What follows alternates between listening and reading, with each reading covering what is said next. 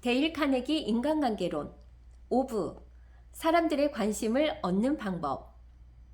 시어도어 루스벨트의 손님이 되어본 적이 있는 사람은 누구나 그의 폭넓고 다양한 지식에 놀라게 된다. 루스벨트는 방문객이 목동이건 조마사, 말을 길들이는 일을 직업으로 하는 사람이건 뉴욕의 정치가이건 또는 외교관이건 상대에 맞춰 대화할 수 있었다. 어떻게 그것이 가능했을까? 대답은 간단했다. 루스벨트는 방문객을 받기 전날 밤에는 늦게까지 앉아서 그 방문객이 특별히 관심을 갖는 주제에 대한 글을 읽었다. 왜냐하면 독자들이 모두 아는 것처럼 루스벨트도 사람들의 마음을 얻는 왕도는 그들이 가장 귀중히 여기는 것에 대해서 말하는 것임을 알았기 때문이다. 에세이스트이자 예일대 문과대학 교수인 상냥한 윌리엄 라이언 벨프스의 이 교훈이 일찍 배웠다. 그는 인간의 본성이라는 자신의 책에서 다음과 같이 썼다. 나는 8살 때 주말이면 후사토닉의 스트레트포트에서 사는 리버랜슬러 숙모댁에 갔다. 어느 날 저녁에 한 중년 남자가 찾아와서 숙모와 짧게 언쟁을 벌였다. 언쟁이 끝난 뒤 그는 내게 관심을 쏟았다. 당시에 나는 보트에 흠뻑 빠져 있었는데 그 신사는 내 주제에 대해서 나와 아주 신나게 이야기를 했다. 그가 떠난 뒤에 내가 그에 대해서 들떠서 말했다. 참 멋있는 아저씨예요. 보트에 대한 관심도 엄청나요. 숙모는 그가 뉴욕에서 변호사인데 보트에 대해서는 아는 게 전혀 없고 관심도 없다고 알려주셨다. 그런데 왜 계속 보트에 대해서만 말했어요? 그분이 신사이기 때문이지. 내가 보트를 좋아한다는 것을 알고는 너한테 흥미가 있고 내 마음에 들만한 것들을 이야기한 거란다. 내게 친절을 베푼 것이지. 나는 숙모의 말씀에 결코 잊을 수 없었다. 라고 윌리엄 라이언 펠프스는 덧붙였다. 이 장을 쓰고 있는 내 앞에는 보이스카우트에서 활동했던 에드워드 L. 찰리프가 보낸 편지가 놓여 있다. 찰리프 씨는 다음과 같이 쓰고 있다. 어느 날 저는 도움이 필요했습니다. 유럽에서 대규모 스카우트 대회가 열릴 예정이었는데 미국의 대기업 사장이 한 소년의 참가 비용을 후원해 주었으면 하고 바랐어요. 다행히 저는 그 사장을 만나러 가기 전에 그가 $100만 수표를 찾았는데 사용할 일이 없어서 액자에 끼워 놓았다는 이야기를 들었어요. 그래서 저는 그의 사무실에 들어가자마자 그 수표를 보여달라고 했어요. $100만 수표라. 저는 $100만 수표를 끊는 사람을 처음 보았고 보이스카우트 소년들에게 내가 $100만 수표를 실제로 보았다고 자랑하고 싶다고 말했어요. 그는 기뻐하면서 그것을 보여주었어요. 저는 감탄하면서 어떻게 이 수표를 끊었는지 말해달라고 부탁했어요. 여러분도 찰리프 씨가 보이스카우트나 유럽에서 열리는 스카우트 대회 또는 그가 원하는 것을 처음부터 말하지 않았다는 것을 알아차렸을 것이다. 그는 상대방이 관심을 가지고 있는 것에 대해서 이야기했다. 그 결과는 다음과 같다. 곧 저와 얘기를 나누던 사장은 이렇게 물었어요. 그런데 왜 저를 만나러 오셨지요? 그래서 그제야 제 용건을 말했습니다. 놀랍게도 그는 저의 부탁을 즉시 들어주었을 뿐만이 아니라 더 많은 도움을 주었습니다.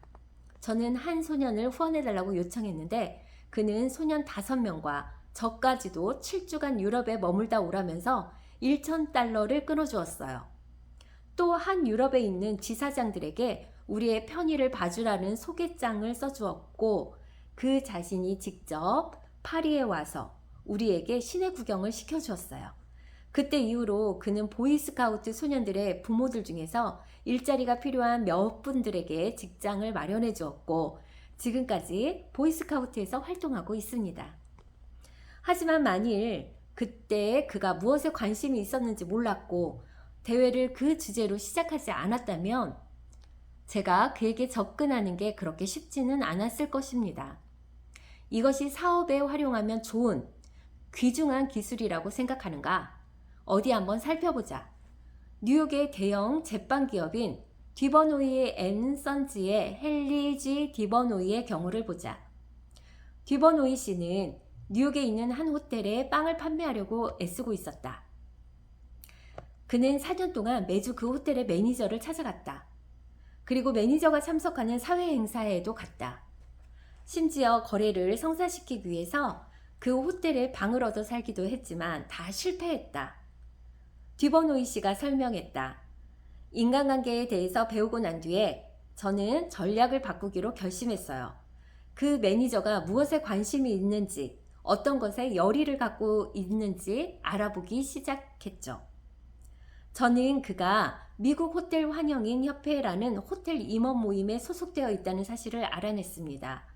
그는 그 협회 회원인 동시에 협회 회장직을 맡고 있었으며 국제 환영인 협회의 회장도 겸하고 있었죠. 협회 모임이 어디에서 열리건 그는 열정적으로 모임에 참석했어요.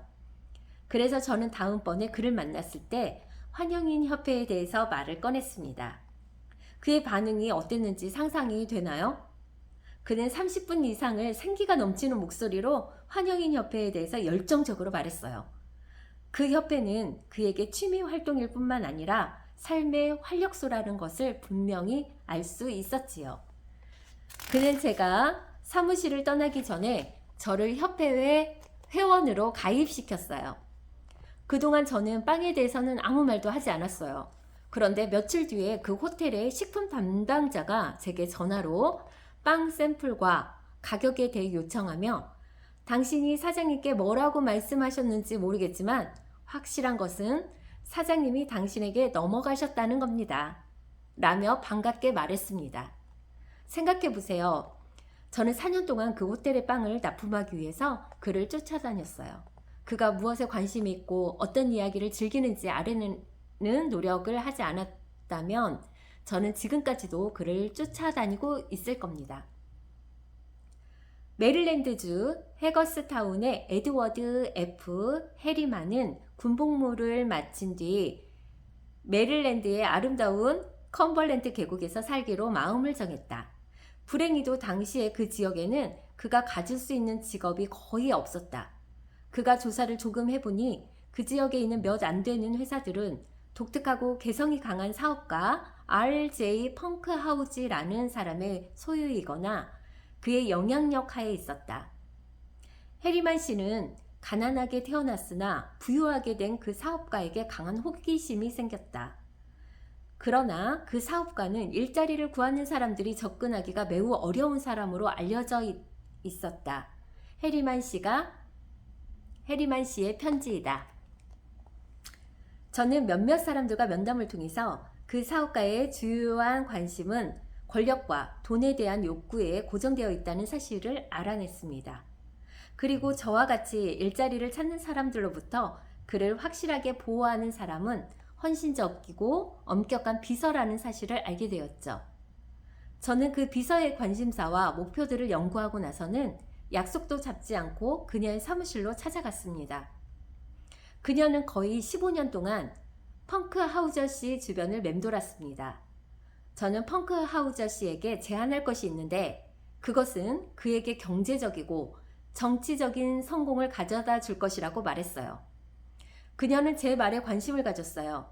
그리고 저는 그가 성공하는 데 기여한 그녀의 건설적인 역할에 대해서도 이야기를 했습니다. 이러한 대화를 나누고 나서 그녀는 저를 펑크하우저 씨와 만날 수 있도록 약속을 잡아주었어요.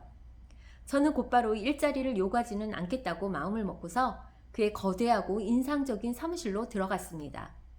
그는 커다란 책상 앞에 앉아서 천둥같이 소리쳤어요. 무슨 일인가 젊은이? 제가 대답했어요. 펑크하우저 씨, 제가 당신에게 돈을 벌어드릴 수 있을 것 같습니다. 그는 즉시 일어나서 저를 넓은 소파에 앉으라고 했습니다. 저는 제 아이디어들과 그것들을 실현시키는 데 필요한 저의 자질과 또 그것이 그의 개인적인 성공과 사업적인 성공에 어떻게 기여할 수 있는지를 이야기했습니다.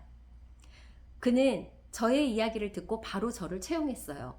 저는 20년 넘게 그의 회사에서 성장하고 있고 저와 회사 모두 번창하고 있습니다. 상대방이 관심 있어 하는 주제를 이야기하는 것은 양측 모두에게 성공을 가져다 준다. 고용인 정보 분야에서 선두를 달리는 하워드 Z 허지그씨는 언제나 이 원칙을 따랐다.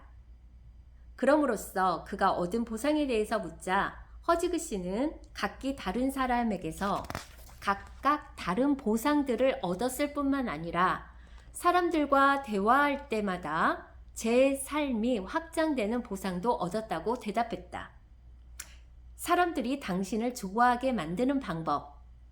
상대방의 관심사에 대해서 말하라.